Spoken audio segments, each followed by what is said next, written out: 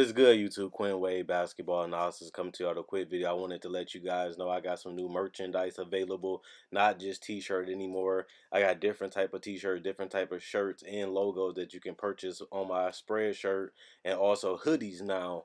We have expanded and added more to the channel and more merchandise for the brand. Thanks for supporting. It will be in the description and the links will be in the comment section below. Thanks for helping me and supporting the movement. Quinn Wade Basketball Analysis. I'm going to check out the video.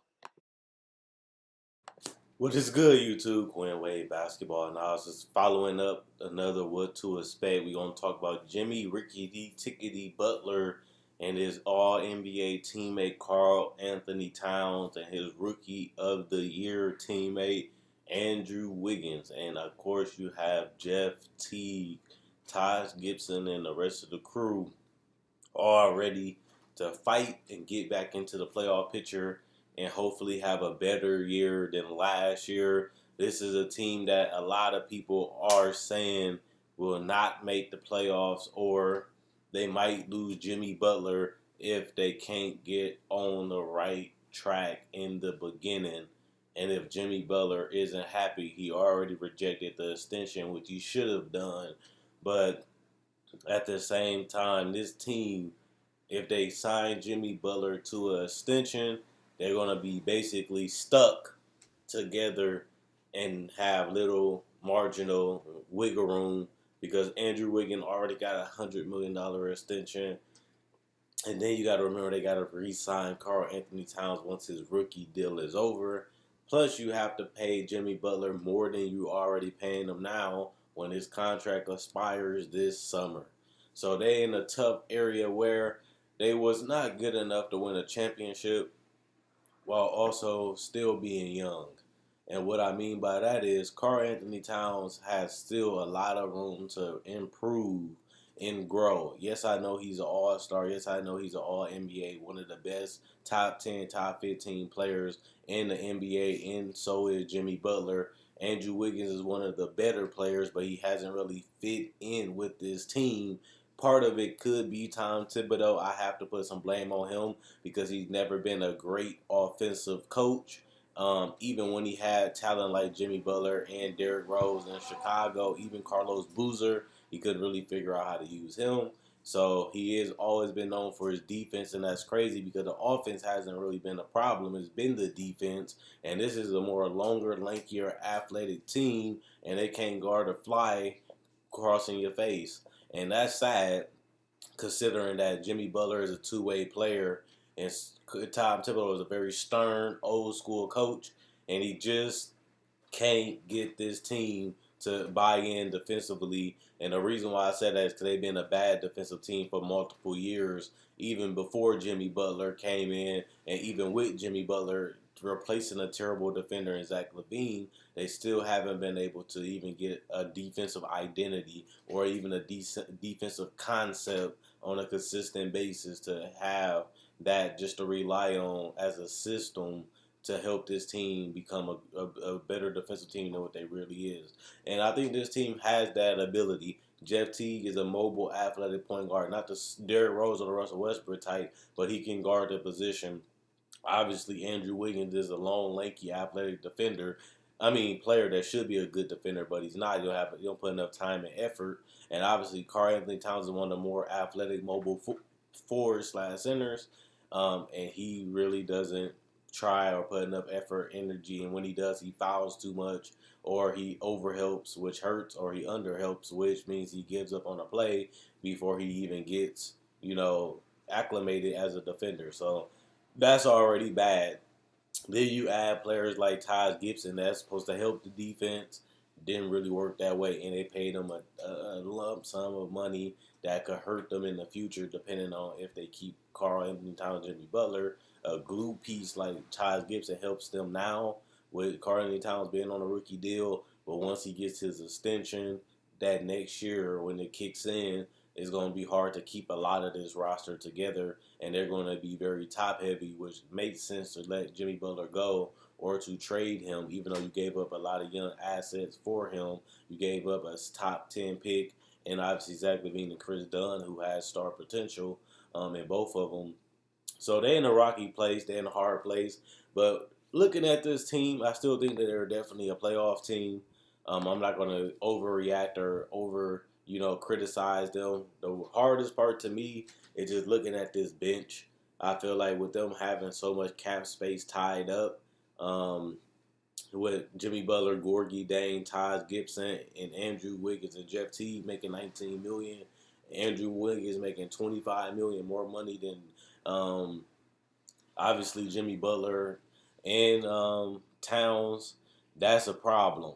But if you look at this roster, um, so basically, what this Timberwolves team going to be doing is building from the inside. They're going to be needing significant development from Karl Anthony Towns, especially on the defensive end, and they're going to definitely need help with Andrew Wiggins finally finding a way to play his game, and not only play his game, be effective in a team offense, not just an isolation player. Not just a player that's mad and moody about not getting a role in the touches that he wants. A guy that's accepting his role and finding ways to be beneficiary to his teammates. Now, his numbers went up when Jimmy Butler went down, but they wasn't winning games. When Jimmy Butler came back, they was able to get that last playoff spot, and Jimmy Butler really helped them beat the Rockets that one game. So it just lets you know that Andrew Wiggins is the guy that's getting paid $25 million to be on this roster. He has to put more effort in the defensive end, but also offensively, he's going to have to be a spot up 3-point shooter. This is something that it sounds a little embarrassing because he was the number one pick and he had a lot of hype, but he has to work on playing off the ball because Jimmy Butler and Jeff Teague are players that can handle the ball and make good decisions, and they're all-star caliber players because Jimmy Butler is an all-star last year, and obviously Jeff Teague was an all-star before, and he's a guy that can run the offense, and he's a pass-first point guard, not the highest assist, but he's not really a guy that wants to dominate the ball.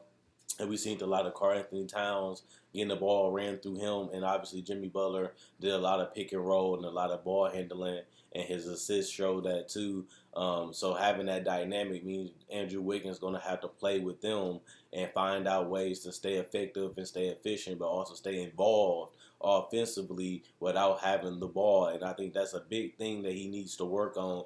Shooting the coming off screens, knocking down the spot up threes, getting out in transition, getting layups and dunks, cutting backdoor cuts to the basket. Just those small little things that keeps the defense guessing, keeps the defense moving, and that helps break down the defense, and that helps somebody getting open because you're moving and you're making the defense have to continue to play. You're not giving them pouting, sitting at the 3-point line is not going to do anything because they're not going to respect you. They're not going to guard you because you're not moving or making no plays. So you have to continue to be in the flow of the offense, moving the ball, moving your feet, changing positions, changing directions to keep the defense honest. And I think that's something that Andrew Wiggins and Jimmy Butler and Towns can really improve on, is not just getting stuck and stagnant offensively, but continuing to move. And I think that's something that also Tom Thibodeau can take the blame because he can very well teach this, but it seemed like they have just been very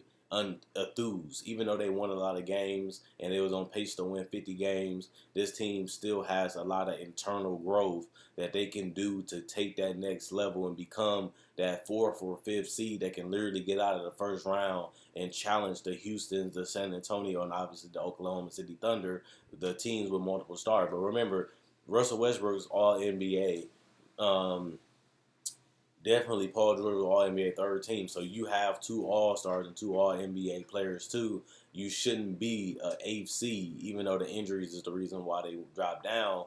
But this is something that they really got to focus on going into next year. It just being on the same page and executing the plays, executing a defensive scheme. And if they do that, they can just really help them offensively and defensively, and just buying into a team concept. That's something that young teams really fail to do, especially on the defensive end, and that's something that they're struggling with. So at the end of the day, I feel like the only reason why this team gets better is if they buy into a team concept offensively and defensively. But not only that, I feel like another thing they can do is just development.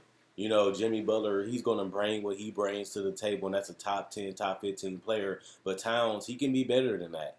He's already one of the most dominant players in the league when it comes to offensively, being able to shoot the three at 40%, being able to shoot the mid-range jumper, being able to post up and do hook shots and floaters and dunk and rebound and even pick and roll. He's good with the stop and pop and roll into the rim. He's good in so many areas, especially for his age.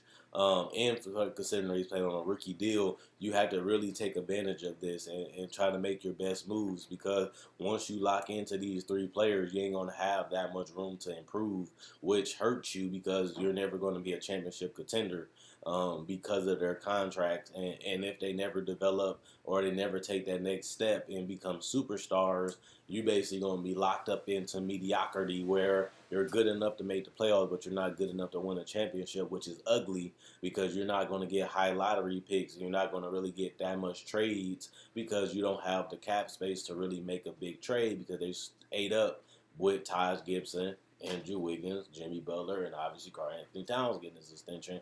And you're not going to be able to fill those holes either because of that cap strap. So at the end of the day, I think this team will win about 45 to 48 games. That should be good enough for the 6th, 7th, or the 8th seed. I definitely see them potentially getting out of the first round, depending on who they match up against and depending on who they play. If they're playing a team like, let's say, Utah or even an OKC team or even the Lakers or a team like the Grizzlies or the Pelicans, even a team like the Blazers or the Nuggets, I can definitely see them competing to get out of the first round against those type of teams. I know the Lakers have more of an advantage because they have LeBron, and he's been having Jimmy Butler number the last couple of times they played in the playoffs. Obviously, they will have mismatch problems with Towns, and if Wiggins come and bring his A game, he usually have good games against LeBron teams. But that's all. We'll see what happens. But I definitely see the team making the playoffs winning about 45 to 48 games, and I definitely can see them getting out of the first round if they play like a New Orleans or a Portland or a Utah. Not underrating those teams or underestimating them teams, but they're on about the same level. And this team has multiple all stars and have solid role players. I think the weakest part of this team is their depth. And I said that last year. The reason why I didn't think there was going to be a big threat is because they don't really have enough talent on the bench. And on top of that, Tom Thibodeau doesn't really play any of his bench players anyway, which messes up the consistency of this team. Because if you really think about it, if the players are not playing, it's hard to get in the groove. It's hard to get the chemistry. It's hard to really understand the game when you're not getting no playing time consistently. And a lot of their players are young, so they need the playing time so that way they can develop and they can make an impact and they can have confidence. So I think that's another room for improvement for Tom Thibodeau, is playing a lot more of these younger guys, because once you, like I said, once you get cap strapped, you're going to have to rely on a lot of rookie contracts to keep you competitive on that bench, because you don't have the money to go out and get veterans, and you don't have the money to go out and fill out roster needs when you're getting so much money committed to these players. So you definitely have to pick up the young rookies and the sophomores and G League players to fill out the rest of this roster, but you have to pick out the right ones and let them play with the team so you can have players that you can depend on, and you have to play these players so they can get experience and have confidence when they do come in. So I think that's another thing they need to work on if they want to get out of the first round, and if they want to win more than 48 to 50 games, they're going to have to play their bench more, and they're going to have to let them develop. And if injury happen, you want to have those replacements and those guys that can fill in those positions. And that's something that hurted them last year, was they had no real depth. And once Jimmy Butler or somebody went down, they really had no replacement at all for these players. So it hurted them that way too. So I think this Wolves team win 45, 48 games, potentially get put out in the first round, but I can't see them getting out to the second round. And I think that's as high as their ceiling is with this roster so far. It all depends on how much Karl Anthony Towns developed defensively and what he adds to his game offensively. And it depends on if Andrew Wiggins can hit spot up threes and find other ways to be effective offensively without having the ball in his hands, doing backdoor cuts, coming off screens, continue to move the ball when you don't have an open shot, and finding other ways to score besides being in isolation. And I definitely think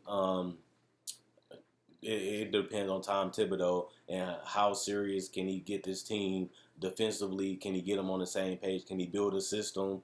And can Andrew Wiggins and Karl Towns buy in defensively and try harder and want to be more great offensively? If they want to take that next step defensively, is this whole team as a whole and coaching staff, this is something that they all have to get on the same page, and that will help this team a lot and immensely help them, I should say, take that next step as being a contender in the Western Conference when you have the Golden States, the Houston, the San Antonios, the OKC. These players can compete on that level, but they definitely have to buy in defensively.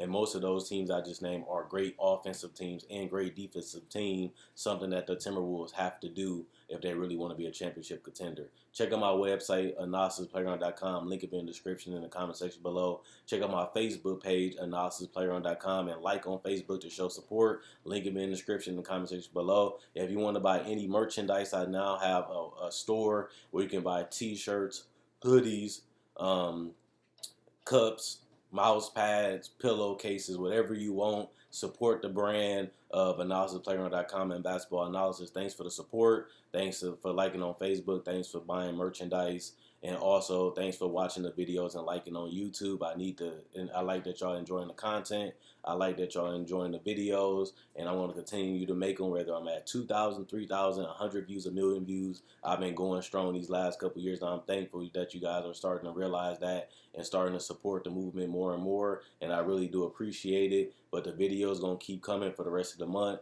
And we're going to see what to expect from the rest of these teams. And I'm going to tell you what I think.